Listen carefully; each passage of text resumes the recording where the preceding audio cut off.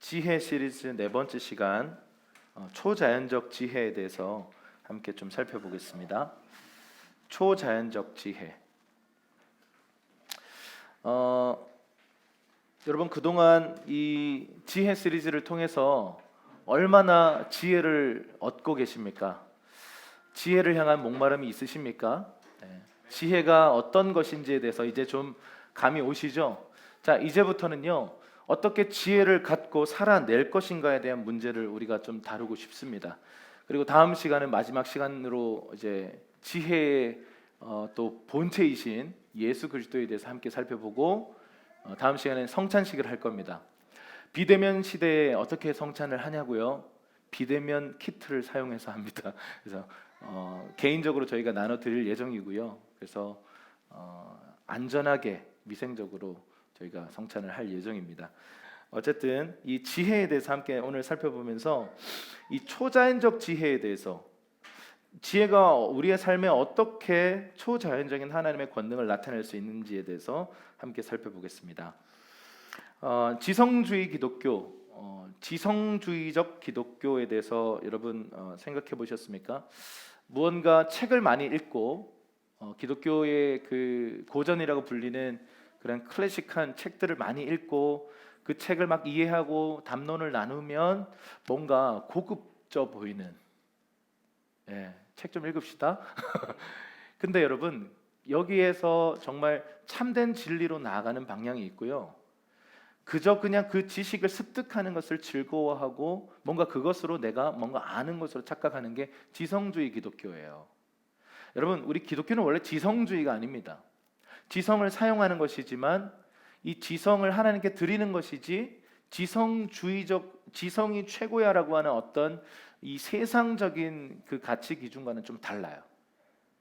여러분 이 기독교는요 오히려 신비주의적입니다. 여러분 신비주의를 좀 부정적으로 사용한 그런 말들이 있었습니다. 야, 너 신비주의냐? 이러면 뭔가 좀 좀 이상하다. 너 정말 대화가 안 되는 사람이구나라고 표현할 때 신비주의라고 부정적으로 사용을 해왔어요. 그런데 여러분 기독교는요 긍정적인 의미에서 분명한 신비주의입니다. 기독교는요 신비주의자들이에요. 이 신비의 영역을 우리가 잃어버리는 순간 그건 더 이상 기독교가 아니에요. 이런 거죠. 내 신앙생활에 내 삶 속에 일어나는 모든 일을 내가 이해하려고 들면 모든 것을 다 이해해야만 하겠다라고 생각하면 우리는 신비를 놓쳐요. 여러분 이해되지 않는 영역이 있는 것, 이해되지 않지만 그것을 신뢰라고 하는 이름으로 맡겨버리는 것, 이게 기독교예요. 그런데 우리 인본주의는 뭐냐면 이 모든 것을 설명 가능하게 만들어 버리는 것. 다시 말하면 하나님을 우리 인간의 수준으로 떨어뜨리고 모든 것을 과학적으로 이성적으로 설명 가능하다라고 보는 견해가 사실은 기독교 지성주의입니다. 여러분 우리는 양과 같아요. 성경에 보면 우리를 여러 동물에 비유하는데 그 중에 양이라고 하는 동물에 비유하는데 양과 우리가 정말 닮았어요. 양은요 시력이 굉장히 약해요. 그래서 한치 앞까지밖에 못 봅니다. 여러분 대부분의 동물들은 어떻습니까? 육식 동물이 아닌 이상 초식 동물들은요 멀리 보고 소리에 민감하고 빨리 도망가고, 그런데 양은 어때요? 빨리 도망가지도 못하고 시력도 약해요. 딱 하나가 좋아요. 청력이 좋아요. 내 목자의 음성은 기가 막히게 분별해요. 근데 눈도 안 좋고 걸음도 느려요. 고집은 또 얼마나 센지 여러분, 그래서 그 성경에 보면 낭떠러지에 이렇게 떨어진 양들의 이야기를 보면 고집 때문에 그래요. 자기 방향을요 끝까지 틀지 않는 거예요. 끝까지 고집하다가 낭떠러지에 떨어져 버리는 거죠.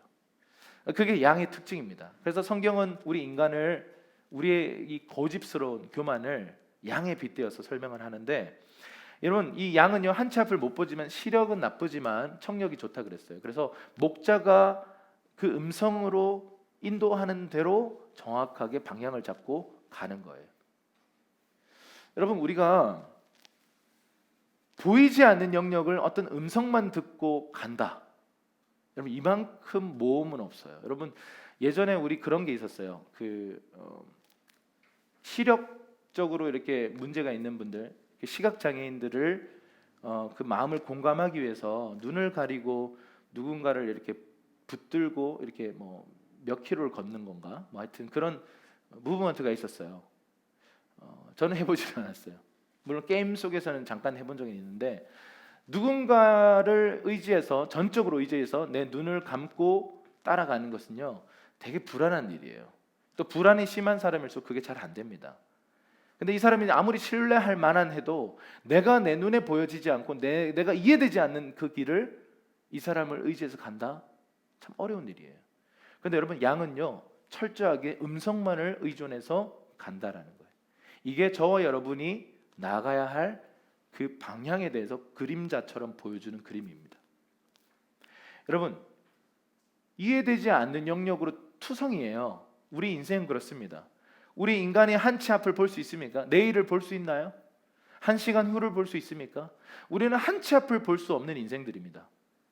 그래서 우리의 길잡이가 되시고 인도자가 되시는 그분의 음성을 들어야만 우리는 바른 방향으로 갈 수가 있어요. 근데 여러분 이해는요 간 후에 따라와요. 아 여기 이런 게 있었구나. 아 왜 이렇게 먹자가 돌아갔는지 몰랐는데 돌아가서 그 길을 다 가보니까 뒤에 엄청난 장애물이 있었구나. 함정이 있었구나. 그걸요 순종해서 따라가 보면 이해가 따라와요. 그래서 여러분 이성이 이끌어가는 신앙은요 신앙이 아닙니다. 신앙이라고 하는 것은요 비이성적인 게 아니에요. 초이성적인 거. 이성을 뛰어넘어서 정말 살아계신 그 실제하시는 신적 존재를 신뢰하고 가보는 거예요. 그래서 여러분 머리와 가슴이 좀 달라요. 머리는 이해되지 않아. 근데 가슴이 시키는 대로 가보는 거예요. 근데 나중에 아 하고 이해가 따라오는 것이죠. 근데 여러분 중에서 좀 나는 이성주의자인 것 같습니다 라고 하는 분들이 있다면요 이걸 깨는 게 좀 더 어려울지 몰라요. 계산이 딱 나오는데 지금 이렇게 가면 나 떨어져 죽는 거 너무 계산되고 이번 달 이런 식으로 살면 적자 날 거 딱 눈에 보이고 이렇게 가면 나 지금 등록할 수도 없는 근데 이 단기 선교를 신청해가지고 괜히 고통당할 거라는 이 압박감들이 눈앞에 너무 계산되는데 주님의 음성이 가라 하면 갈 수 있겠는가? 이게 우리의 도전이라는 것이죠. 그래서 여러분 제자들은요 이런 경험들을 자주 했는데 예수님이 이런 경험들을 계속 하게 하셨어요. 어떤 거냐면 자연 세계 속에서 초자연의 세계와 맞닿는 그 경험들을 자꾸 하게 하세요. 이런 거예요. 밤새도록 물고기를 한 마리도 못 낚았어요. 그리고 그들은 어부였고 물고기 낚는 전문가들이에요. 근데 예수님께서 무태서 육지에서 얘들아 많이 잡았느냐? 이때는 서로가 누군지 모르는 상태. 그냥 높은 랍비라는 건 알겠어요. 그래서 한 마리도 못 잡았습니다. 저 깊은 데로 다시 들어가라. 그리고는 오른쪽에 그물을 내려라. 여러분 이 얘기를 들으면 대부분의 일반적인 사람들은 빡침을 느낍니다. 밤새도록 고기를 못 낚고 한 마리도 못 잡고 지금 열받아서 새벽에 지금 돌아오고 있는데 어떤 한 뭐 높으신 어른 같은 분이 선생님 같은 분이 나보다 나이는 어려 보이는데 베드로가 나이 더 많습니다. 저쪽으로 가서 더 깊은 데로 가서 그물 내리라 그러니까 여러분 일반 사람들은 짜증나는 얘기예요. 그런데 베드로가 특별했던 건 뭐냐면 그 음성을 순종해요. 내 생각에는 안 된다고 생각합니다. 그런데 그 말씀에 의지해서 제가 한번 해보겠습니다. 딱 그렇게 얘기하는 거예요.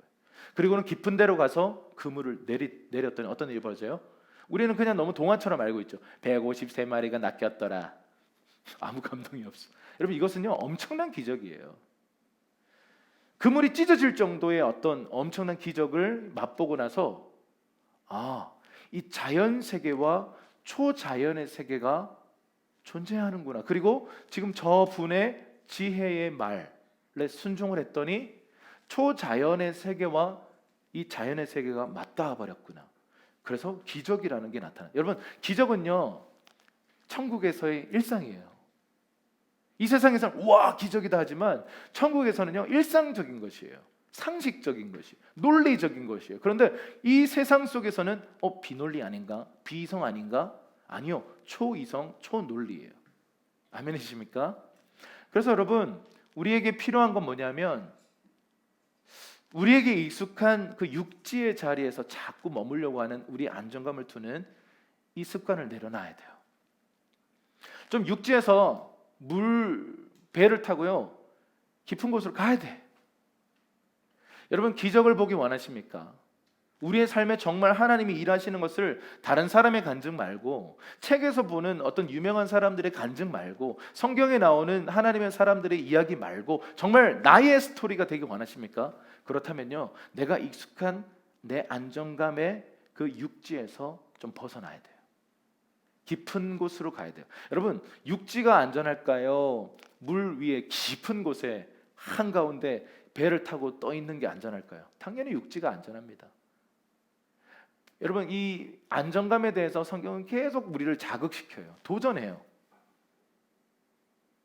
오늘 이 장면에서는요 우리에게 익숙한 어떤 그 육지에서 말씀하지 않으세요.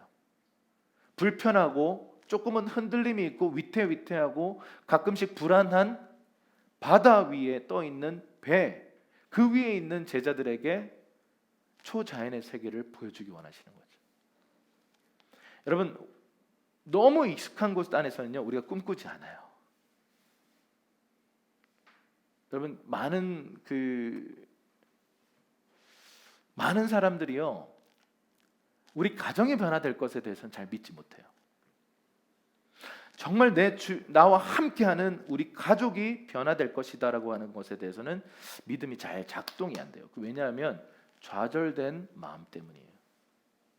여러분 벼룩이 이렇게 뛰거든요. 뛰는데 벼룩에다가 이렇게 비커를 이렇게 덮어두면 벼룩이 뛰다가 비커에 부딪혀요. 원래는 더 높이 뜁니다. 근데 비커 정도만 뛸 수밖에 없잖아요. 근데 나중에 비커를 없애요. 근데 벼룩이 비커 정도까지만 계속 뛰어요. 이게 이제 좌절된 마음이에요. 우리가 기대감이 무너져 버린 거예요. 소망하지 않는 거예요. 여러분 초자연적 지혜는 다른 말로 하면 하나님과 꿈꾸자는 거예요. 당신 지금 꿈꾸고 있습니까? 현실의 한계 속에서 더 이상 꿈꾸지 않고 있습니까? 그렇다면 나는 초자연적 지혜에 대한 믿음이 없는 거예요. 그냥 자연세계에 순응해서 세상 사람들이랑 똑같이 그냥 자연의 원리로 살아가는 거예요. 근데 여러분 크리스천들은요 초자연에 계시는 하나님의 원리를 따라서 자연의 세계 속에서 초자연을 보여주는 사람들입니다. 아멘하기 좋은 포인트입니다. 지혜는요 그 특성 자체가 처음부터 초자연적이에요. 내 경험과 내 지성 안에서 나올 수 없는 것이에요.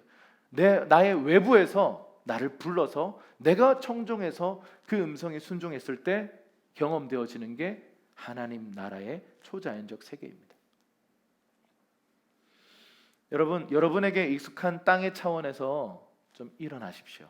이제 2021년도라고 하는 새로운 시즌을 우리가 들어갈 텐데 그 새로운 시즌으로 막 전환되는 이 우리에게 또 그래도 코로나 중에 막 소망을 일으키고 이제 막 성탄을 기다리고 있고 근데 갑자기 막 대폭발이 막 일어나고 오늘도 뭐 이런저런 일들 때문에 온라인으로 또 할 수밖에 없는 상황에 있는 분들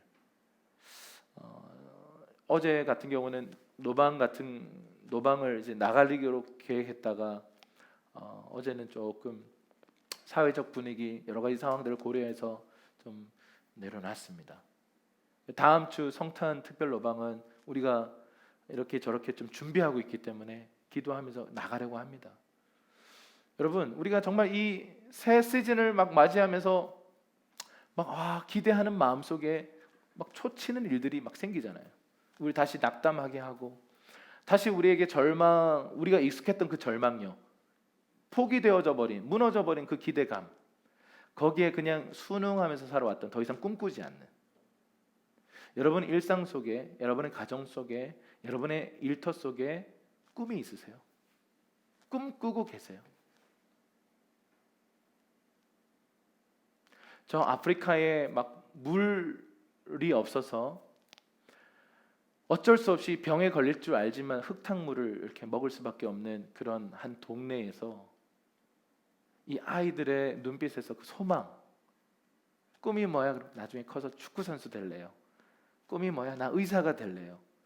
라고 하는 그들 안에 있는 그 꿈이요 어떻게 보면 쓰레기 더미를 막 뒤지면서 먹을 것을 찾아 헤매는 수많은 여러분 그런 어린이들이 전 세계에 정말 많거든요. 그것을 버티고 그 삶을 벗어나게 하고 그 삶을 더 나은 방향으로 가게 하는 것이 꿈이라는 거예요. 그런데 여러분 세상 사람들도 꿈꾸라고 이런 이상을 포기하지 말라라는 좋은 강연을 하는 분들이 계세요. 그런데 여러분 꿈의 사람으로 부름받은 저와 여러분들, 하나님의 꿈을 꾸는 이 비전의 사람으로 부름받은 저와 여러분들이 꿈꾸기를 멈췄다면 이것은 굉장히 좀 심각한 일일 수 있습니다. 내 안에 지금 뭔가 이 아까 전에 그 벼룩처럼 벼룩 위에 비커가 덮인 것처럼 더 이상 좌절된 기대감, 더 이상 기대하지 않는 마음, 더 이상 소망하지 않고 꿈꾸지 않는 마음으로 우리 마음이 뒤덮여 있을 가능성이 있습니다. 그래서 여러분 지금 오늘 이 설교를 듣는 동안 여러분이 익숙했던 육지에서 좀 벗어나세요. 익숙한 자연 세계에서 좀 벗어나서요. 초자연 세계를 주관하시고 초자연과 자연 세계 모두를 다스리시는 하나님 나라를 믿음으로 바라보십시다. 그 나라에 있는 것들을 끌어내릴 수 있는 초자연적 지혜가 저와 여러분의 삶에 부어지기를 주님의 이름으로 축복합니다. 자, 잠언 25장 2절입니다. 잠언 25장 2절 함께 읽겠습니다. 시작. 이를 숨기는 것은 하나님의 영화요. 자, 이를 숨기는 것은 하나님의 영화고 이를 살피는 것은 하나님 왕의 영화다. 이게 무슨 말일까요? 하나님은요 숨기는 것을 좋아하세요. 숨바꼭질을 좋아하시는 분이세요. 그리고 보물찾기를 좋아하는 분이세요. 두 가지 게임을 정말 좋아하세요. 본인 스스로도 숨어 있는 거 굉장히 즐기시고요. 그리고 뭔가 물건들을 탁 숨겨놓는 거 찾아봐 보물찾기 하는 게 굉장히 즐거우신 분이세요. 여러분 이 일을 숨기는 것이 하나님께 영광이 된다는 사실에 대해서 여러분 생각해 본 적 있으세요? 하나님은 우리의 인생에 우리가 원하는 것을 딱 숨겨 놓으세요. 그것을 주님은 영광스럽게 생각하신다는 거예요. 그리고 그 숨겨 놓은 일을 하나씩 찾고 밝혀내는 게 우리의 영광이랍니다. 이해되세요? 여러분 생각해 보세요. 하나님 우리를 입양하셨습니다. 그리고 왕의 자녀로 우리를 왕의 가족, 왕족으로 우리를 부르셨어요. 그리고 나서 숨겨놓은 것을 하나하나 발견하고 찾아가는 이 삶, 이런 숨김의 방식으로 우리를 이끄세요. 우리의 삶에 다 보여주지 않으십니다. 하나씩 보여주세요. 하나님께서요 이미 저와 여러분들의 삶에 필요한 모든 것을 다 주셨습니다. 아멘. 그런데 문제는 시즌마다 하나씩 보여주세요. 하나씩 깨닫게 하세요. 하나씩 누리게 하세요. 다 주셔놓고는 감춰놓은 거예요. 안 주신 게 아닙니다. 다 주신 거예요. 이미 선물 상자 안에 들었어요. 근데 감춰져 있어요. 그것을 시즌마다 발견하는 게 저와 여러분이 할 일이에요. 그래서 우리에게 필요한 게 분별력이라고요. 시즌을 따라서 주님이 우리에게 뭐라고 말씀하시는지, 어떤 것을 주시길 기뻐하시는지를 그 인도하심을 따라가는 게 결국은 저와 여러분들이 해야 할 영광스러운 일이라는 거죠. 그래서 여러분 하나님은 신비의 하나님이세요. 감춰놓으시고 신비 속에 가려놓으시고요. 너 나 신뢰할 수 있니? 너 나 믿고 따라올 수 있어? 라고 우리의 삶을 도전하시는 거죠. 우리에게 다 설명하지 않으세요. 하나님 여러분에게 설명하시지 않습니다. 믿음을 요구하세요. 대부분 행동을 요구하세요. 걸어봐. 저 기는데요. 걸어봐. 내가 널 걷도록 창조했어. 날아봐. 저 못 나는데요. 내가 너에게 날개를 줬어. 여러분 그 어린 독수리를 이렇게 훈련하는 방법을 보면 어미 독수리가 이 낭떠러지에 보통 낭떠러지에 그 둥지들이 있거든요. 그 둥지에서 어린 새끼들을 밀어버려요. 이런 잔인한 일이. 그러면요 어떤 일이 벌어지냐면 이 어린 독수리들이 막 본능적으로 막 날갯짓을 해요. 근데 못 날아요. 날아본 적이 없어요. 그래서 죽기 전에 엄마 독수리가 탁 받아줍니다. 그리고 또 올라가요. 또 부어요. 그러면 또 막 난리가 나요. 그러면 이제 이 어린 독수리들이 이런 생각을 하겠죠. 계모구나. 아, 저분은 엄마가 아니라 계모구나. 이런 생각을 하겠죠. 나쁜 엄마구나. 근데 어미 독수리는 멈추지 않습니다. 계속 이걸 반복해요. 나는 날 수 없다고요. 막 소리치고 엄마 정말 나쁜 사람이에요. 막 오해해요. 근데 엄마는 알아요. 이 과정이 필요하다라는 것. 왜 필요할까요? 한 번도 날아보지 않은 이 어린 독수리에게는요, 근육이 없습니다. 결국 떨어지는 이 경험을 통해서 살기 위해서 몸부림치는 이 날갯짓을 통해서 뭐가 발달할까요? 날갯짓을 하는 근육이 발달해요. 그러면서 어느 순간 확 날아오르기 시작하는 거죠. 어느 순간 날아오르는 거예요. 여러분, 저와 여러분은 독수리로 부르심을 받았어요. 그냥 쭉 떨어지는 치킨으로 부름받지 않았습니다. 믿음의 날개를 짓을 하셔야 돼요. 크리스찬이 됐다는 말은 뭐냐면 초자연의 세계를 다스리시고 자연의 세계 또한 다스리시는 하나님이 우리 아버지라는 말이에요. 이건 엄청난 일입니다. 초대교회 성도들은 이것이 엄청난 진리였다는 것을 감격해하면서 기뻐하면서 만날 때마다 서로 문안하고 막 난리가 났어요. 근데 우리는 너무 익숙한 나머지 그냥 경건의 모양은 있지만 경건의 능력은 없는 그런 모습은 아닌가. 우리 스스로를 좀 돌아볼 필요가 있습니다. 여러분, 시즌마다 주님이 우리를 미십니다. 그리고는 더 큰 날갯짓을 할 수 있는 이 분량들을 늘려가시는 일들을 하신다라는 거죠. 이 믿음의 날갯짓. 그러면 하나님은 이 믿음을 요구하시는 분이시라고 하는 것은 우리 잘 알겠어요. 그러면 하나님이 이성을 싫어하시는가? 아니요. 하나님이 이성을 창조하셨어요. 하나님은 이성을 반대하는 분이 아니에요. 그런데 문제는 이겁니다. 잘 들으세요. 변화되지 않은 이성은요, 하나님과 대적하는 상태예요. 변화되지 않은 이성, 거듭나지 않은 이성은요, 구속되지 않은 이성은 하나님과 항상 전쟁 중입니다. 왜냐하면 하나님은 없다라고 말하는 교만에 휩싸여 있거든요. 그래서 이성으로는 하나님을 인식할 수가 없어요. 이성주의라고 불려지는 그곳에서 결국 꼽힌 게 뭐냐? 인본주의 신학들이고 계몽주의 사상이고 인간 중심적인 세계관을 확 열었던 것이 결국은 이성을 따라갔더니 그 일이 벌어지는 것이죠. 구속되지 않은 우리의 혼은 항상 하나님과 대치 상황이에요. 그러다 보니까 이 이성으로 하나님을 인식하는 것이 거의 불가능합니다. 그래서 하나님 어떻게 하시냐면 우리의 영 안에 어떤 직관적인 무언가를 열어버리세요. 머리는 이해가 안 돼. 근데 믿어져. 그래서 많은 초신자들이 초창기에 이런 경험들을 하는 거예요. 이해되진 않는데 마음이 열려버려요. 그래서 주님을 믿고 싶은 마음이 막 싹 트는 거예요. 그 뭐냐면 내 영 안에서 직관적으로 어떤 뭔가가 부어져 버린 거예요. 그래서 이것에 대해서 이해는 잘 안 되지만 한번 가보자, 한번 믿음으로 한번 가보자, 이런 생각들이 든다라는 것입니다. 그래서 여러분, 이 이성으로 삶을 통제해가는 사람은 사실은 종교라고 하는 목적지에 도착해요. 이성으로 항상 신앙생활을 막 이해하려고 드는 거예요. 자꾸. 그래서 이 책도 사보고 저 책도 사보는 거예요. 그 성경에 보면 이런 표현이 있어요. 끊임없이 배우는데 깨닫지 못하는 사람이 있다고 얘기해요. 깨닫는 것은 지혜의 영역이고요. 끊임없이 배우는 것은 지식 습득이에요.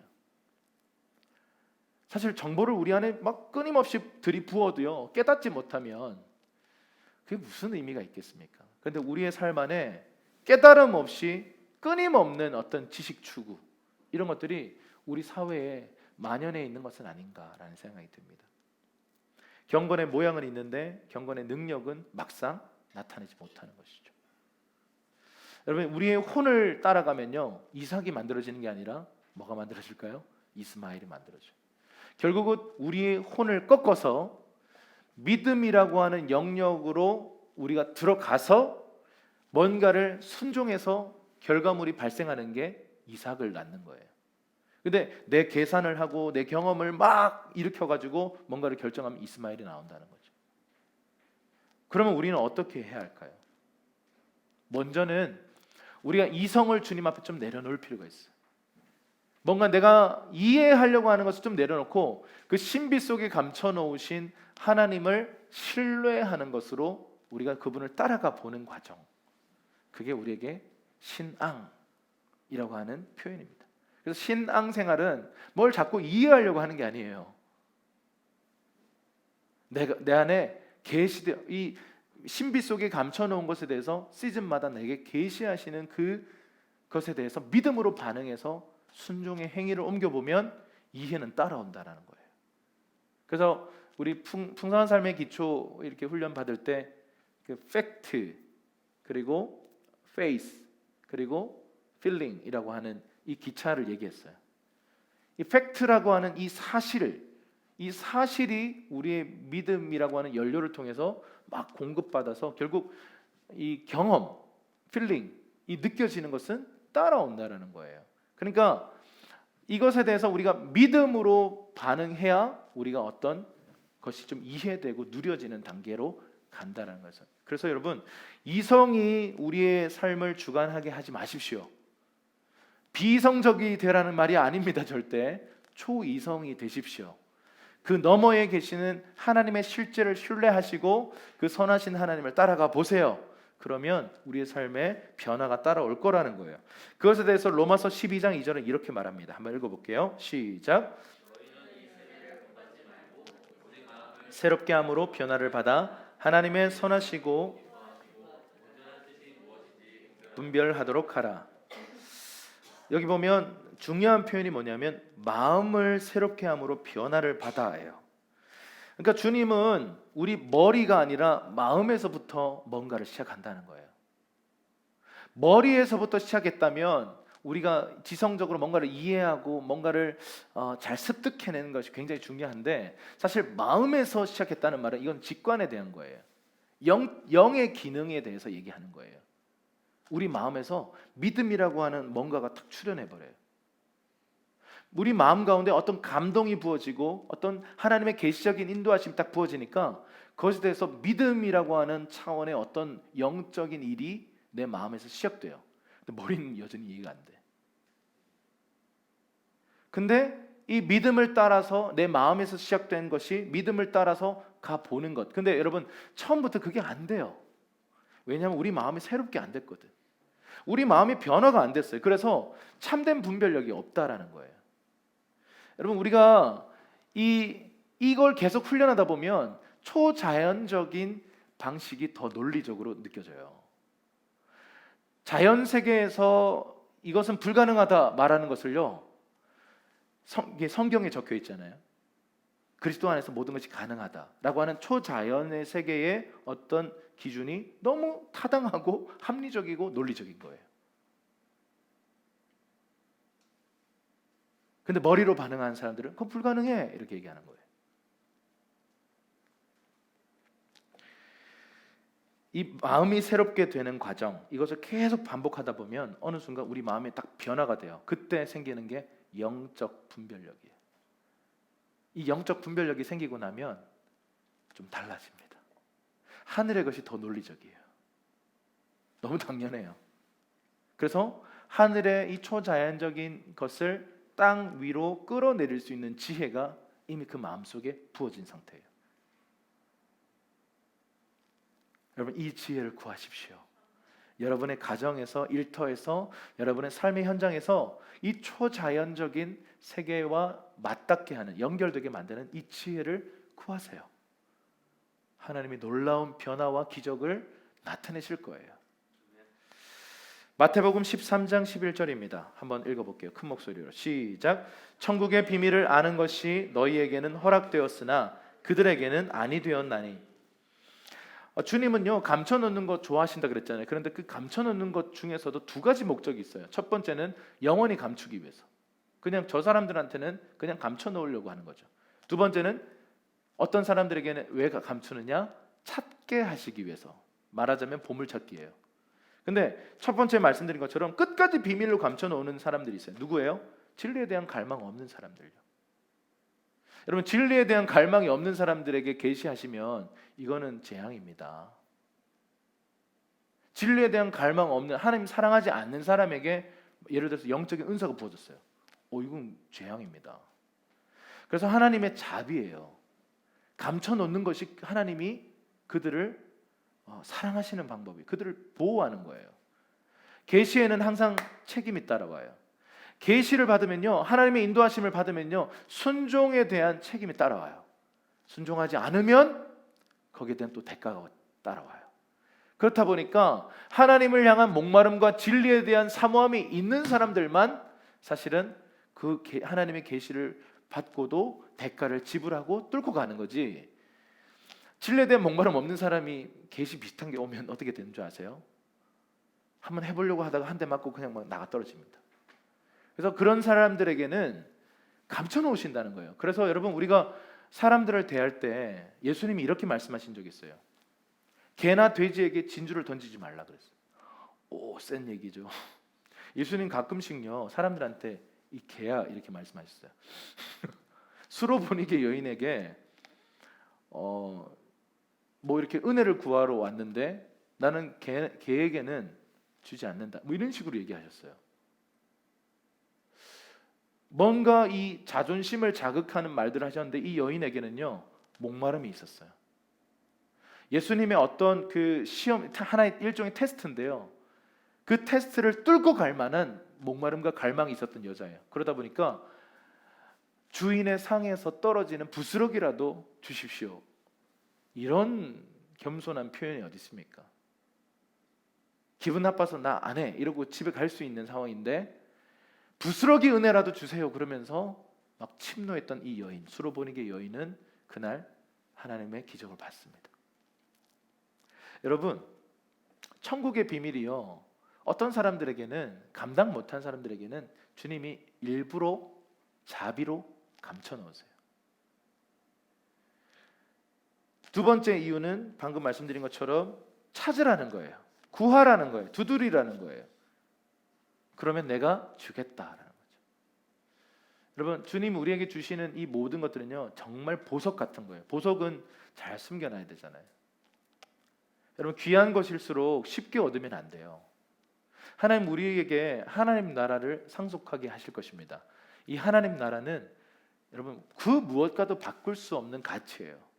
나중에 주님과 함께 하나님 나라를 상속받아서 주님과 함께 왕노릇하는 그 시대가 올 텐데, 그 상속은요 우리가 이 세상에서 비교할 수 있는 최상급, 그 무엇과도 비교할 수 없는 최고의 가치예요.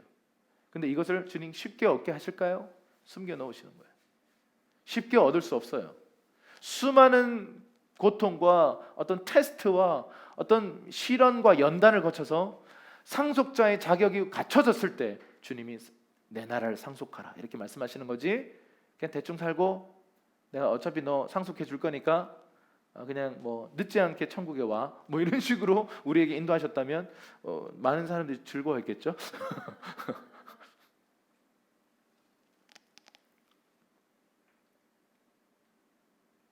하나님은 우리에게 감춰 놓으시고 찾으라 이렇게 말씀하십니다. 그래서 여러분, 아까 말씀드린 것처럼 이미 우리에게 모든 것을 다 주셨지만, 하늘에 속한 모든 신령한 복이 부어져 있다고 말씀하고 있지만, 주님은 우리에게 한 번에 다 누리게 하지는 않으세요. 그건 체합니다.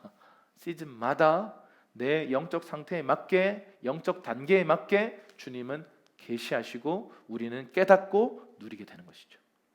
이게 하나님의 은혜라는 거죠. 그런데 여러분, 믿음으로 순종의 행위를 하지 않으면 풀어지지 않게 돼 있습니다. 그래서 여러분, 저는 시즌이 새롭게 체인지 될 때마다, 새로운 시즌이 올 때마다 하나님이 또 감춰놓은 게 뭘까? 내 삶 가운데 감춰놓은 이 보화가 무엇일까? 하나님의 계획은 무엇일까? 라고 하는 그런 기대감들이 있어요. 그래서 그것을 찾는 것이 우리의 영광이라는 거죠. 그리고 그것을 숨겨놓으신 것도 하나님의 영광이다 이렇게 말씀하십니다. 저는 예수님을 영접한 지 한 20년 됐어요.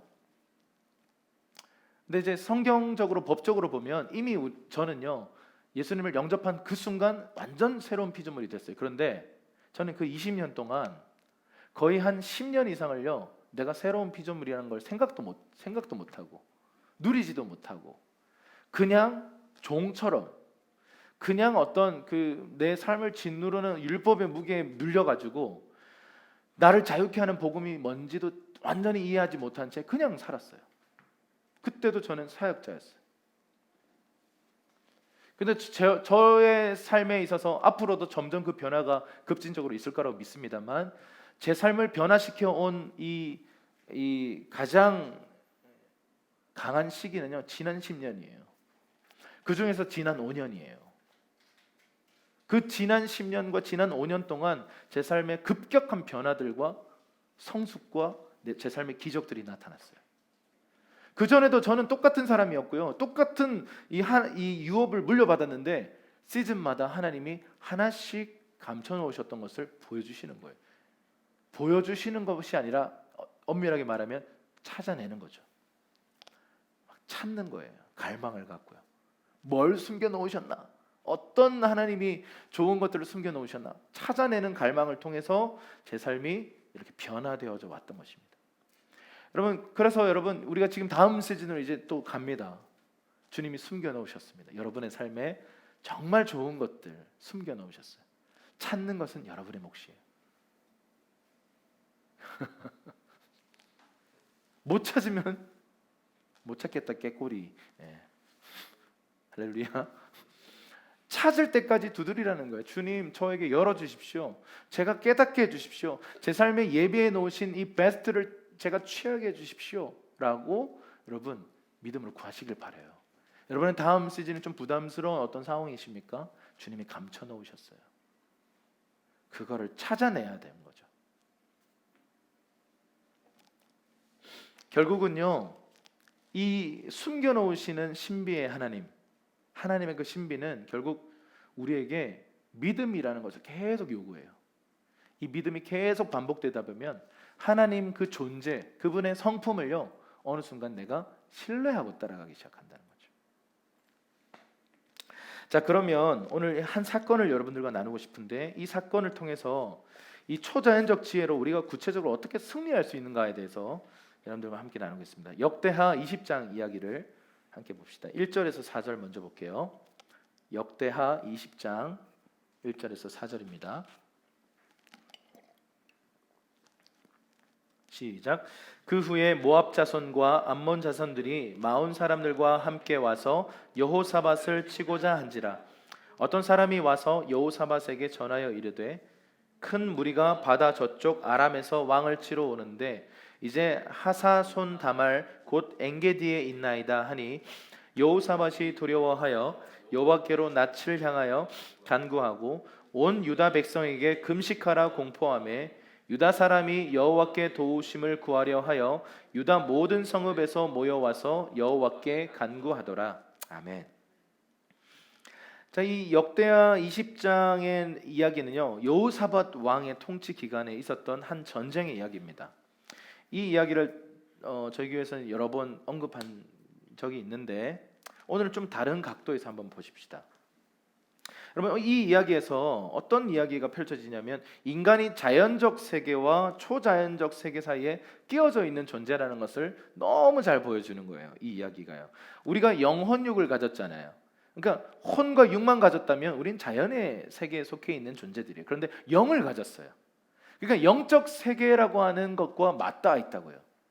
그러다 보니까 뭔가를 이 영적 세계와 협력하는 법만 배우면 보여지는 이 자연 세계 속에 영적인 영향력으로 뭔가를 바꿔놓을 수 있다는 것이죠. 지금 어떤 상황이 펼쳐졌냐면, 유다 왕 여호사밧의 때에 모압과 암몬, 그러니까 이스라엘과 늘 대치했던, 시즌마다 괴롭혔던 이 이방 나라가 모압과 암몬입니다. 그리고 마온 연합군, 이런 사람들이 연합군을 형성해서 여호사밧을 치고자 하는 거예요. 엄청난 두려운 소식이죠. 그런데 이 소식을 딱 접하자마자 여호사밧이 이상한 명령을 내려요. 금식 성회를 선포해요. 온 백성들을요 한 자리에 모아놓고 금식해라. 그리고 여호와께 기도하자. 여러분 지금 연합군이 쳐들어오고 있는 상황에서 금식성회를 연다는 게 말이 되는 얘기입니까?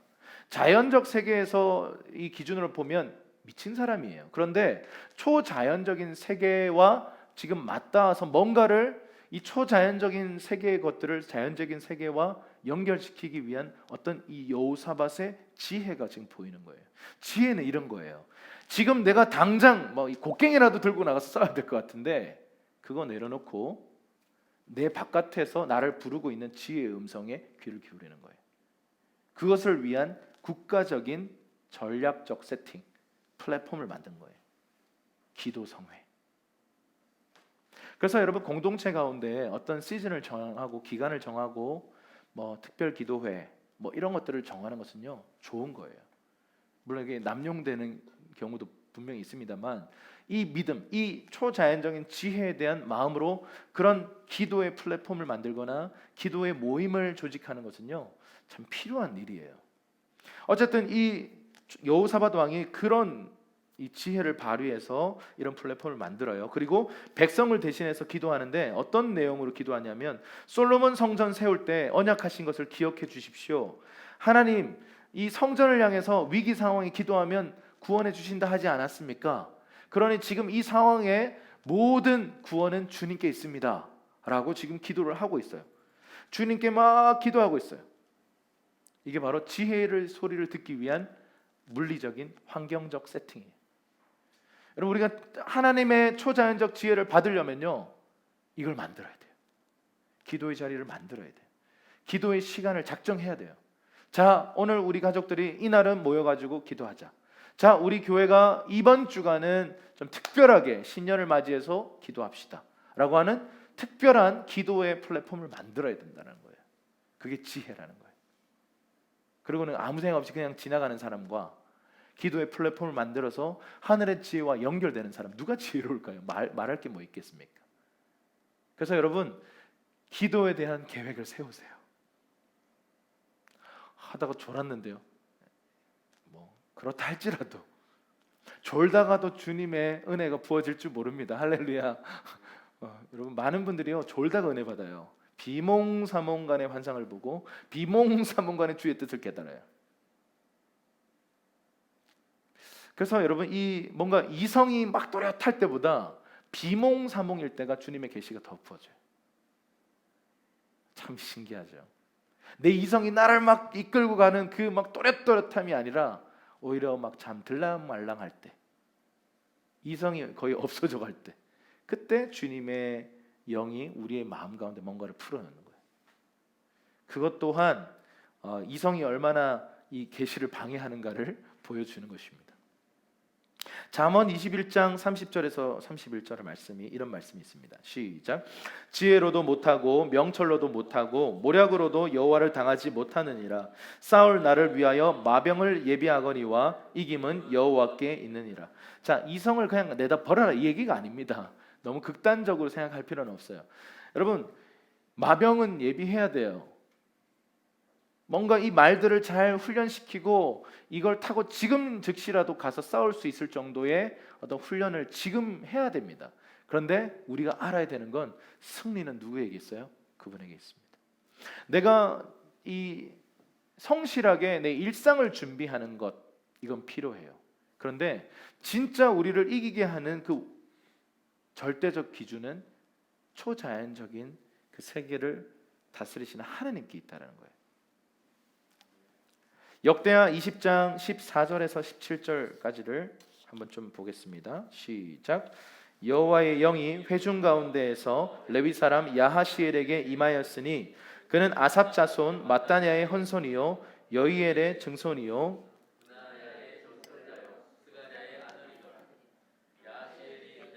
온 유다와 예루살렘 주민과 여호사밧 왕이여 들을지어다. 여호와께서 이같이 너희에게 말씀하시기를 너희는 이 큰 무리로 말미암아 두려워하거나 놀라지 말라. 이 전쟁은 너희에게 속한 것이 아니요 하나님께 속한 것이니라. 내일 너희는 그들에게로 내려가라.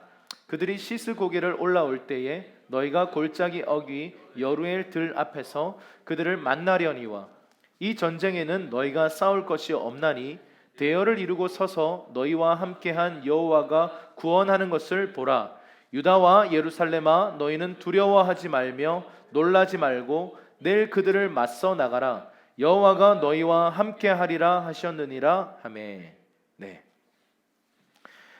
여러분, 이 기도의 플랫폼을 딱 만들고 나서 이 자연 세계에서는 이상한 장면이지만 초자연적인 세계와 연결하기 위한 어떤 플랫폼을 만들고 나서 주님을 구했더니 어떤 일이 벌어지냐면 14절에 여호와의 영이 회중 가운데 있는 한 사람, 레위 사람 야하시엘에게 임합니다. 이 레위인이면서 동시에 예언했던 선지자였던 것 같아요. 이 선지자가 예언하기 시작해요. 어떤 얘기를 하냐면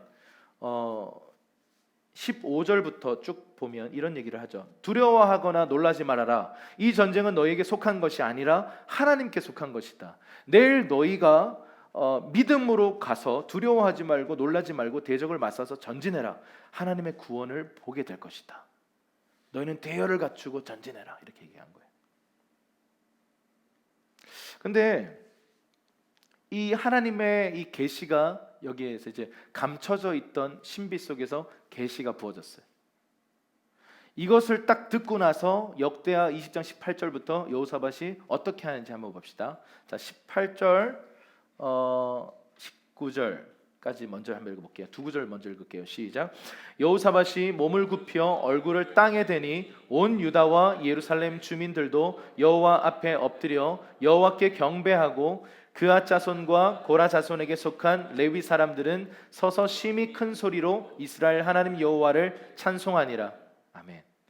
자, 이 얘기를 딱 듣자마자 이 하나님 앞에 엎드려서 백성들과 함께 경배했다고 하고요.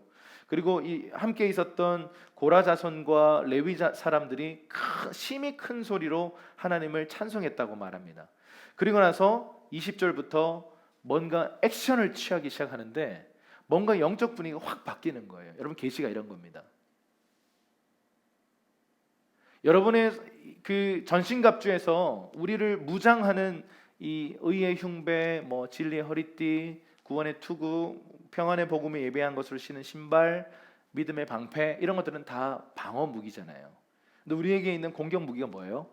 성령의 검, 하나님 말씀이에요. 여기서 성령의 검, 하나님 말씀 할 때 이 검으로 상징되는 말씀은 레마라고 하는 단어예요. 레마.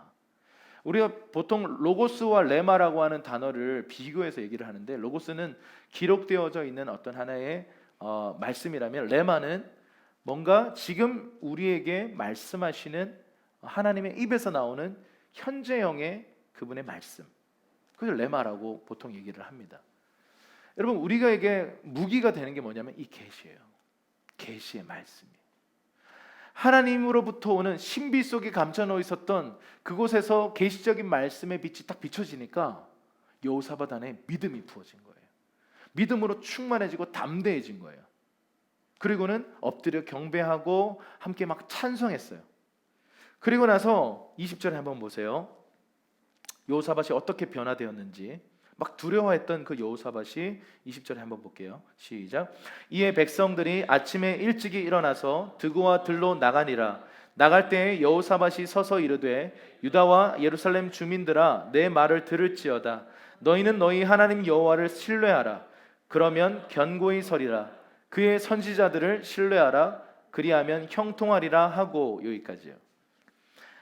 이 믿음으로 가득 찬 상태에서 막 백성들 앞에 서서 뭐 하냐면 설교하는 거, 설교. 믿음으로 충만한 선포를 하기 시작하는데 뭐라고 얘기해요? 너희는 너희 하나님 여호와를 신뢰하라.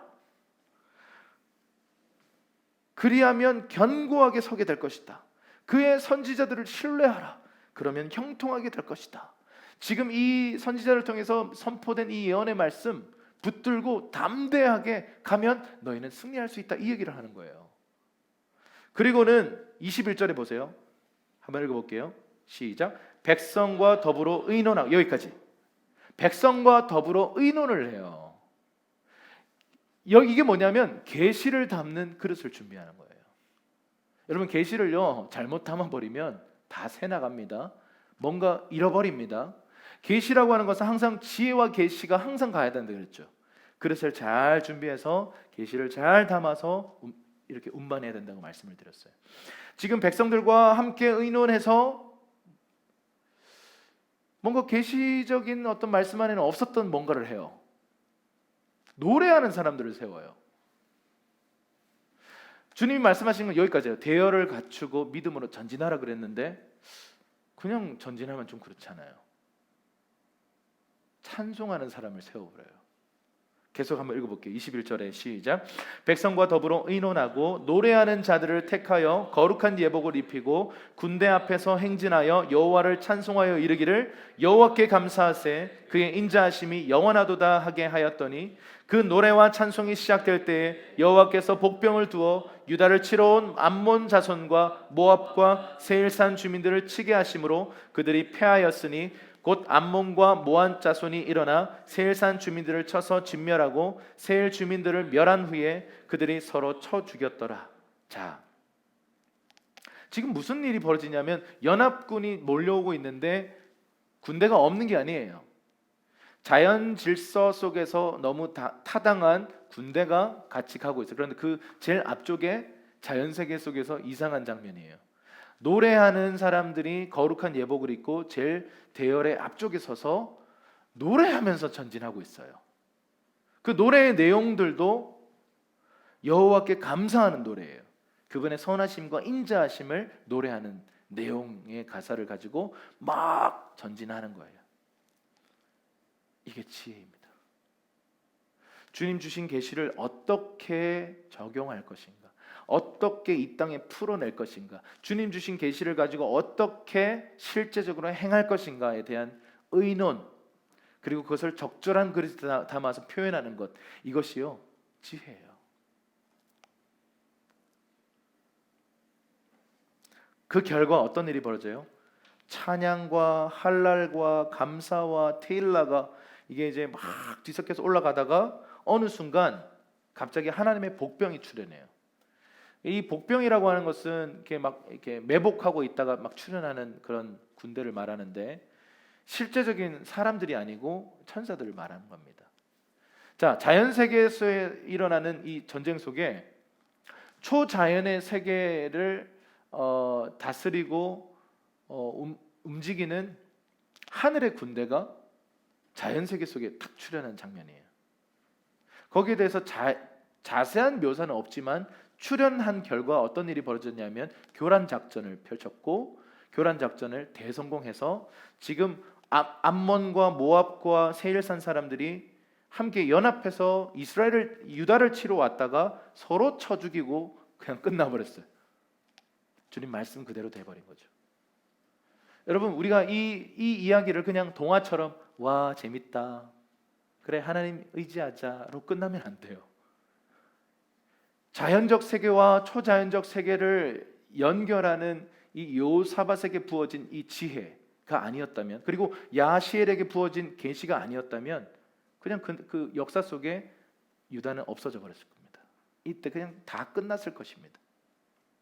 그런데 하늘의 초자연적인 지혜가 풀어질 수 있는 플랫폼을 만들고 거기에 하나님이 응답하셔서 계시를 주시고 거기에 이들이 지혜롭게 그릇을 담아서 순종을 했더니 엄청난 대승이 일어났다는, 이것이 기적이에요. 요한일서 5장 4절입니다. 읽어볼게요. 시작. 무릇 하나님께로서 난 자마다 세상을 이기느니라. 세상을 이기는 승리는 이것이니 우리의 믿음이니라. 결국 세상을 이길 수 있는 방법은 믿음이라는 거예요. 믿음. 왜 기독교가 이렇게 믿음 하는가? 이게 비이성적인 게 아니라고요. 초이성적인 거라는 거죠. 그래서 여러분 가끔씩 믿음 하면서 대화가 안 되는 분들이 계신데요. 그러면 안 돼요. 믿음 하면서 합리적인 대화가 다 되죠. 그런데 그 너머의 세계에 대한 믿음과 경험이 있는 사람이에요. 그렇죠. 이게 한계입니다. 그런데 제가 믿는 하나님은 이 불가능한 일을 가능케 하시는 분이십니다. 제가 일전에 이런 비슷한 일이 있었는데 하나님이 저를 치유하셨습니다. 제가 형제를 위해서 기도해 드려야 될까요? 여러분, 이게 그리스도인이에요. 병원에 갈 필요 없어. 뭐 이렇게 가면 이게 비이성이죠. 근데 초이성은요, 병원도 하나님이 주셨습니다. 할렐루야. 예전에 우리가 그 병원에 안 가가지고 복수 차서 이렇게 막 TV에 나왔던 아이 있잖아요. 저는 그때 넌 크리스찬이었는데 그 장면을 보면서 아, 저건 아니다 이런 생각을 했었어요. 여러분, 우리 안에 이런 비이성적인 어떤 접근이 있을 수 있어요. 그럼 이것은요, 믿음으로 가는 길이 절대 아니에요. 이성적으로 다 분석해야 돼요.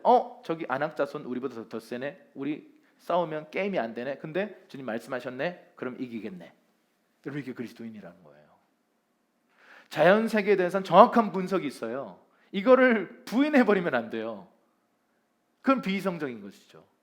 이게 정확하게 맞아요. 그런데 초자연의 세계라는 게 정말 존재하고 하나님이 정말 살아계시다면, 이 초자연의 세계에서 자연의 세계 속에 영향을 줄 수 있는 게 정말 사실이라면, 성경 이야기가 지금도 우리의 삶에 나타날 수 있다면 얘기가 달라지는 거죠.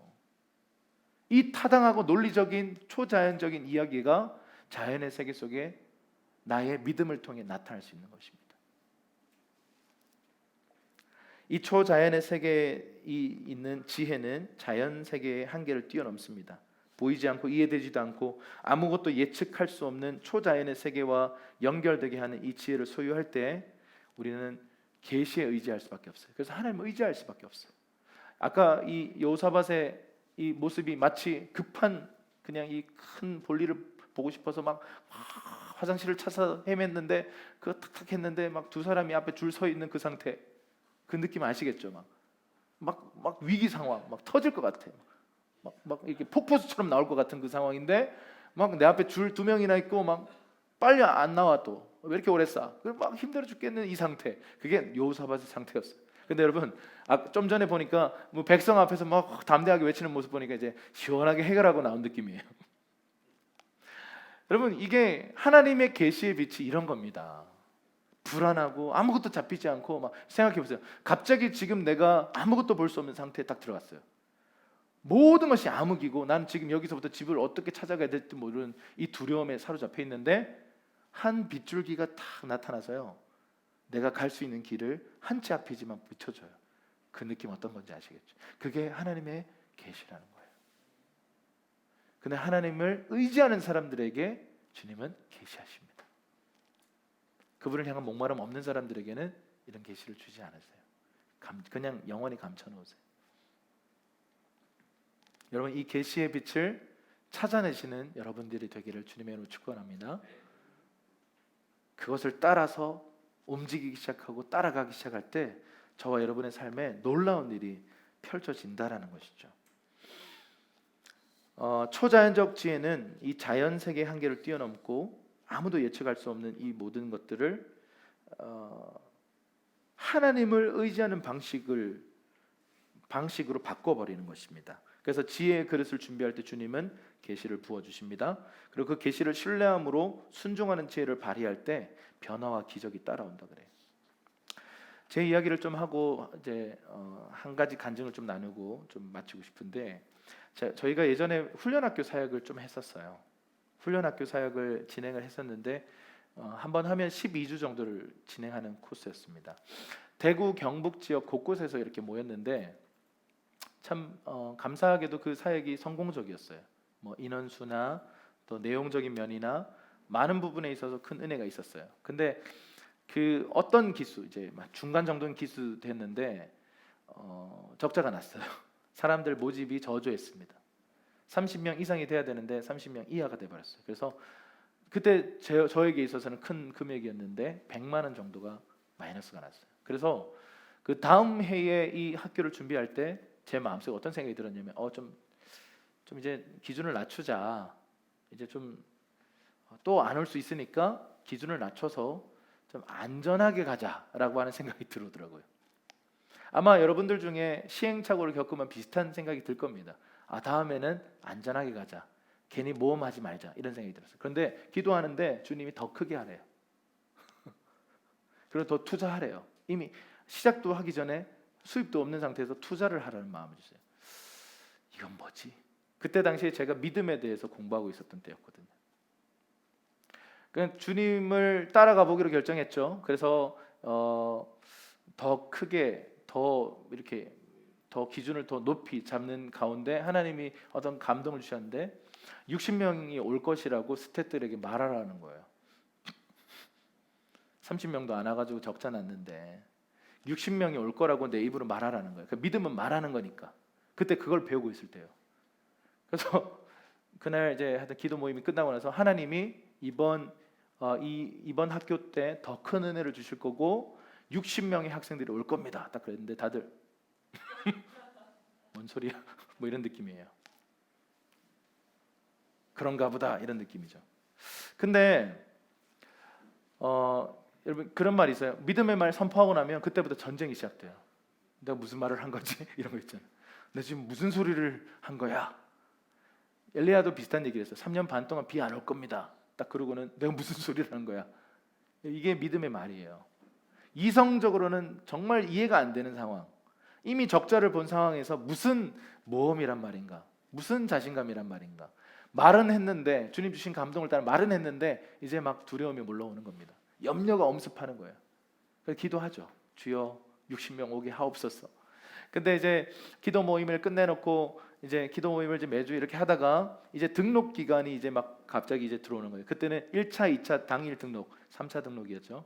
1차, 2차, 3차가 있었는데 1차 등록 때 막 기도 엄청 했습니다. 주여 보내주시옵소서. 보내주실 줄로 쉽을 더 길게 하면 믿음이 더 커지는 거 아세요? 쉽니다 하면서 이렇게 막 했는데 놀랍게도 30명 이상이 왔어요. 1차 등록 때. 근데 여러분 아직까지 30명 정도가 더 와야 돼. 1차 등록 때 30명 이상이 와서 와우, 지난번보다 훨씬 많이 왔으니까 어떻게 보면 대단한 거 아닙니까? 근데 이미 투자도 많이 했고 비용을 이미 많이 치른 상태. 60명이 온다라고 또 말한 상태. 2차 등록 기간, 주여 2차 등록 기간 가운데 사람들을 보내주시옵소서. 한 40명 정도가 등록했어요. 그리고는 등록이 없어. 당일 등록까지 등록이 없네. 어떡하지? 60명이라고 말했는데 여러분 40명 정도도 많이 온 거예요 사실은. 근데 어떡하지? 말은 했고 이제 당일 등록만 남았어요. 주여 보내주시옵소서. 놀랍게도 58명이 등록했습니다. 근데 제가 몇 명이라고 얘기했어요? 60명. 여러분 여기서 적절히 타협하면 안 됩니까? 2명 정도 뭐 없어도 상관없잖아요. 근데 그날 밤에 그날 이제 이 당일 등록을 딱 마치고 58명이 온 거 보고 제 마음속에 하나님이 어떤 마음 주시냐면 지금 2명이 못 오고 있다. 우리가 보통 2주차까지 받거든요 등록을. 근데 이 두 사람을 위해서 기도하라는 마음 주시더라고요. 그래서 이제 첫째 날 강의를 잘 마치고 스텝 모임 때 이 마음을 나눴습니다. 하나님께서 놀랍게 일하셔서 58명이 왔다. 근데 우리에게 주신 숫자는 60명이었다. 2명이 안 왔다. 그들을 위해 기도하자. 그리고 뭐 재정 문제인지 환경의 문제인지 뭐 무슨 문제인지 주여 돌파를 주시옵소서 막 기도했는데 다음 2주차 때 총 우리가 이 등록 인원을 다 그냥 끝내고 보니까 62명이 등록됐더라고요. 그때 하나님께서 저에게 보여주신 게 뭐냐면 믿음은 말하는 거고 믿음은 움직이는 거예요. 내가 믿음으로 움직이지 않으면 주님이 감춰 놓으신 것을 발견할 수가 없어요. 목마름으로 주님 앞에 기도하지 않으면 계시를 받을 수가 없고 계시했는데 그것에 대해서 내가 믿음으로 반응하지 않아도 아무런 변화가 없다라는 거예요. 우리는 기도를 어떻게 보면 그냥 하여 주시옵소서라고 하는 비나이다라고 하는 어떤 그냥 좀 샤머니즘적인 어떤 느낌으로 인식하고 있을지 몰라요. 우리의 세계관 안에 이미 들어와 있어요. 그냥 비는 건 좋은 거지 뭐 의지하니까. 근데 여러분 성경에서 말하는 믿음은 좀 달라요. 주님이 주시는 것이 실제라고 믿고 움직이는 사람들의 이야기예요. 신비 속에 감춰놓은 그 영역, 저는 몰랐죠. 지난 시즌에 그 100만 원 마이너스가 저에게 축복이 될 거라는 건 몰랐죠. 트라우마가 아닌 축복이 됐습니다. 만약 그 이후에 제가 막 적절하게 타협해서 계속 이게 안 좋았다면 사역에 대한 실패감만 생겼겠죠. 안 되는구나.